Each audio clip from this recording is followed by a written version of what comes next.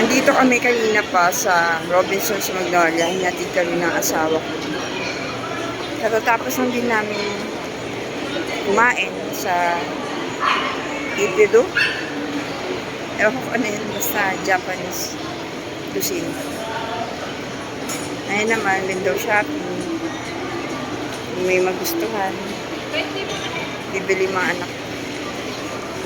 Sila na may budget. Pasyal-pasyal. Nanonood kami ng sine. Yung Final Destination.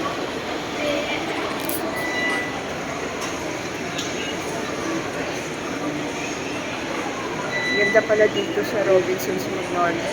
Yung Robinson kasi dun sa amin sa may Fairview.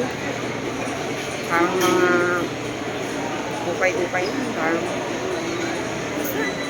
maayos naman, pero dito mas maganda. Yung may level up kay na sa Fairview. May mga anak ko. Gusto nilang bumili ng make-up.